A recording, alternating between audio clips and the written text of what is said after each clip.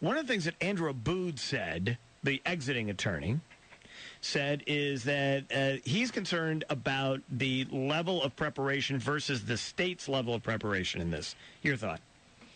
That's why he's not there anymore. I guess case closed. But you got 2 months to go. Are you? Do you think that's enough time for you? Listen, I take on the feds. They give you the materials 2 weeks before trial. Maybe Andrew's never tried a federal case. If he had, he'd know. So it doesn't matter. You'll be fine with that. It doesn't matter. This case is not that complicated. And there is not yet and without getting too... I'm going to try another case before I try this case. So I'll be nice and warmed up. He's just getting started. That's right, exactly. This is a bullpen. Does the other client know that you're calling him the warm-up case, Joe? I've had 2 juries at the same time in the federal building, one deliberating and doing opening statements on another one. Now, you did say... I saw that on Andy Griffith once. You did say that this idea of an alibi defense, though, you think that was crazy that they were going to form some sort of an alibi defense for what you're calling an accident. I didn't call it an accident. The coroner called it an accident.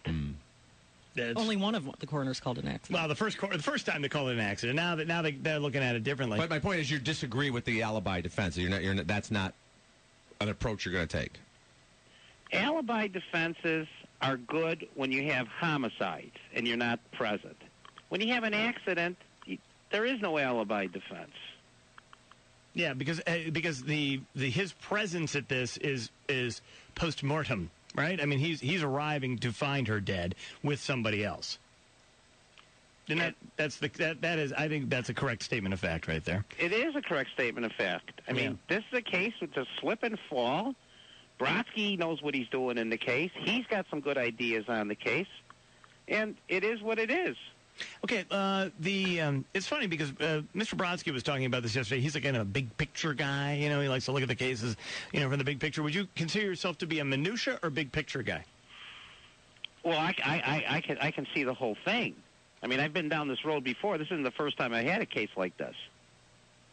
So, are you looking for at the moment, we do not have a forensics attorney assigned to this yet, unless you guys had one this morning that we're not aware of. Is that enough time to go through what the state's forensics case is? I think it's already been gone through. This is going to be a good case right here. I can just tell right now.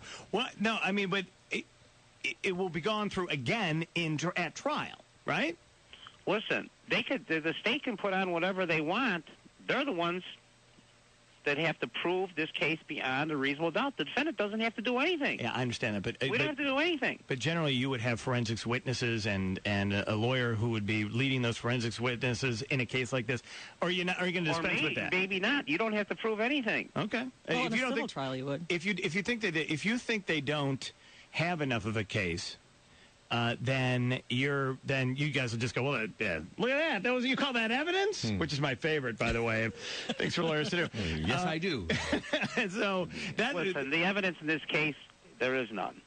I've been through the case. I know what the case is about. Okay. This is an accident that happened to this lady, and we just have to leave it at that. To try to turn it around now because the guy didn't get on national TV and cry about it is just injustice. Wait, so this trial is just focusing on Kathleen Savio, has nothing to do with Stacy. Right. Okay. There's nothing to do with Stacy here. And the forensics in this particular case, you think you're not going to need a forensics attorney then? Well, I don't know what you should talk to Joel about that. He's the coach. Okay. I'm brought in. What are you going to do? What are you, Joe? What are you going to? As you see your role? Obviously, you're going to be second chair. But where do you see yourself fitting into this defense? Wherever he needs me. Wherever he needs me. Joe, you sound supremely confident about this case. Would that be an accurate statement? Well, I'm confident with every case. But particularly so here. I mean, it seems you're saying. Well, I've seen a lot of murders in my life, and this ain't one. That's a good. I like that. That's quotable right there. All right, and let me drag you into something else for a second here. The Calabrese case. Yes, that is crazy town right there. Are they going to make a movie out of that? There's been some talk. I mean, there's another book coming out. There's already been one book, and that was a case that had real murders in it. Yeah, where you got a dad, you got a son, you got this crazy. It's one of those almost mythic organized crime movies as the backdrop, or at least sort of the narrative arc of it is fascinating stuff. Who would play you, Joe? Oh, I don't know, maybe Chaz Palminteri. Oh. Dear friend of the show. I think he'd be. I think we should Joe long to come up with a name there either. Yeah. I think that would be a good choice. I think Great it'd be actor. a good choice, though. I think he could play me any day. I couldn't play him, but he could play me. All right, so Joe, we're gonna see you starring in the co-star in the Drew Peterson trial on starting June 14th. June 14th, we're set to go. Again, I think it's more than enough time to prep. I mean, I'm used to dealing with the federal court. I mean, there's nothing wrong with working till midnight every day. Oh, don't I know it? But but Will County is going to be a very different kind of environment. I know you've tried stuff in Will County. I have. I've been there many times. Yeah. And there's a bit of a home court advantage, obviously, in state court and in a home county for the prosecutor. But is there? And in this case, because this is a heater case, Joe, and you do have a client who acted like a jag. That's, by the way, a completely personal opinion of mine. Right. But he acted like a jag throughout this entire process. So he doesn't come in likable. And is that a hurdle that you guys have to jump over? Everybody hates Drew. We know that.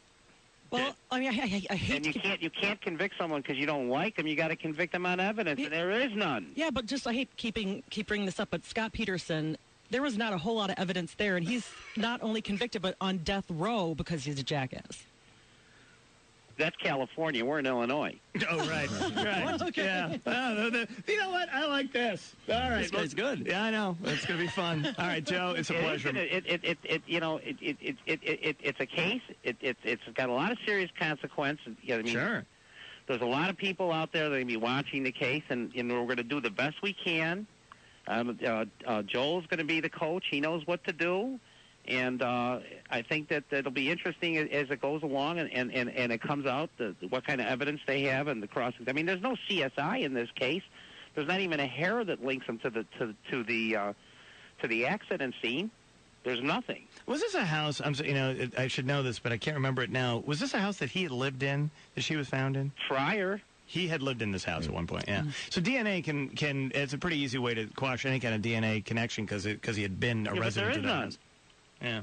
I mean, this was an accident. I don't understand why they turned it into a homicide, but it's an accident. Everything indicates it's an accident. There's nothing to indicate otherwise in this case. All right.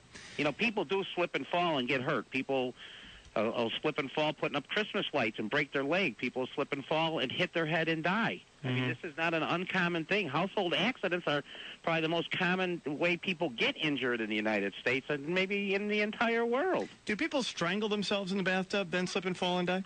Well, there's no evidence of strangulation in this case, so I don't know about that. All right. Leading the witness, Your Honor. I know. I was leading the witness. All right. No further questions. Sustained. All right. Thank you, Joe. Thanks, Joe. Okay, talk to you guys later. All right. Thanks, Bye-bye. Joe. Bye-bye.